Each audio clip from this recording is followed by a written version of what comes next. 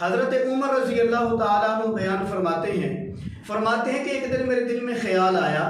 کہ ابو بکر صدیق رضی اللہ تعالیٰ عنہ مجھ سے ہر نیکی میں آگے بڑھ جاتے ہیں، میں بھی کوئی ایسا کام کروں کہ ابو بکر صدیق رضی اللہ تعالیٰ عنہ سے نیکی میں آگے بڑھ جاؤں۔ پھر عمر بن خطاب فرماتے ہیں کہ مجھے پتا تھا کہ نہر فرات کے کنارے پر، جو مدینے سے 1 میل کے فاصلے پر ہے، نہر فرات کے کنارے پر ایک بوڑھی اماں رہتی ہے جو صحابیہ ہے، آنکھوں سے نبینی ہے۔ میرے دل میں خیال آیا کہ شاید ابو بکر صدیق کو اس بوڑھی اماں کا علم نہ ہو، تو میں اس کی خدمت کر کے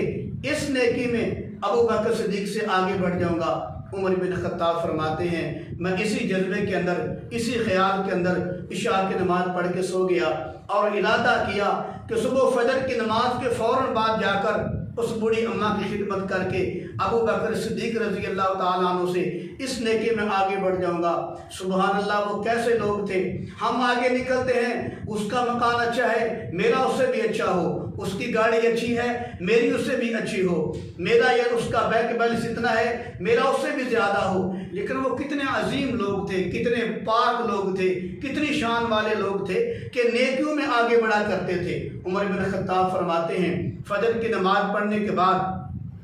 میں صبح جلدی اس اماں جان کے گھر میں گیا، دروازہ کھٹکھٹایا، اس اماں جان نے دروازہ کھولا، دیکھا تو وہ بوڑھی اماں ہے، 80 سال کے قریب عمر ہے، لیکن وہ محمد مصطفیٰ صلی اللہ علیہ وسلم کی صحابیہ ہے۔ عمر بن خطاب عرض کرتے ہیں اماں جان، مدینے سے خادم آیا ہے، میں آپ کے گھر کی صفائی بھی کروں گا، آپ کے گھر کے برتن بھی دھوؤں گا، آپ کو پانی لا کر بھی دوں گا، بتائیں میں آپ کا کون سا کام کروں؟ تو وہ بوڑھی اماں کہنے لگی بیٹا عمر،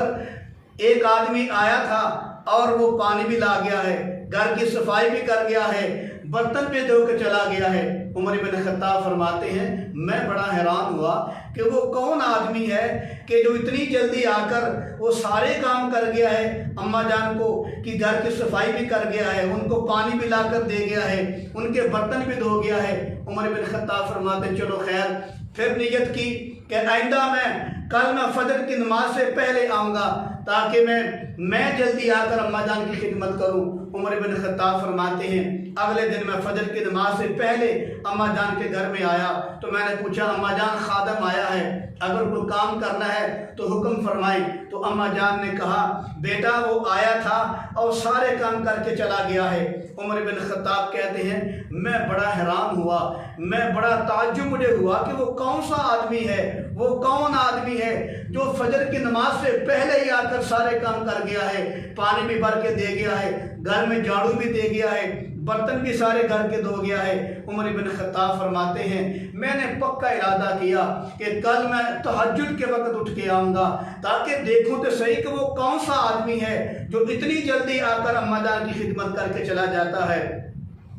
عمر بن خطاب فرماتے ہیں میں تیسرے دن تہجد کی نماز کے وقت گیا اور جا کر دروازہ کھٹکھٹایا، میں نے کہا اماں جان خادم آیا ہے، عمر آیا ہے، بتاؤ کوئی کام کرنا ہے تو میں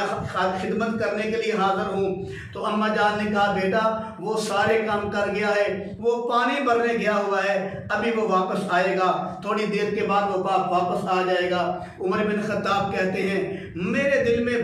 پہلے بھی بڑی حیرانگی تھی، بڑا تعجب تھا، اب دل میں یہ تجسس بڑھا کہ کم از کم اس آدمی کو دیکھو تو صحیح وہ کون سا آدمی ہے، کتنا وہ عظیم آدمی ہے، کتنا بڑا اللہ کا ولی اور نیک آدمی ہے جو تہجد کے وقت اٹھ کر اماں جان کے سارے کام کر کے چلا جاتا ہے۔ 3 دن ہو گئے مجھے چکر لگاتے لیکن وہ آدمی مجھ سے بھی پہلے آ کر کام کر کے چلا جاتا ہے، اماں جان کی خدمت کر کے چلا جاتا ہے، یہ نیکی کما کے چلا جاتا ہے۔ عمر بن خطاب فرماتے ہیں ایک روایت کے اندر آتا ہے عمر بن خطاب دروازے کے پیچھے جو ہے کھڑے ہو گئے، ایک روایت کے اندر آتا ہے عمر بن خطاب ایک پہاڑی کی اوٹ میں کھڑے ہو گئے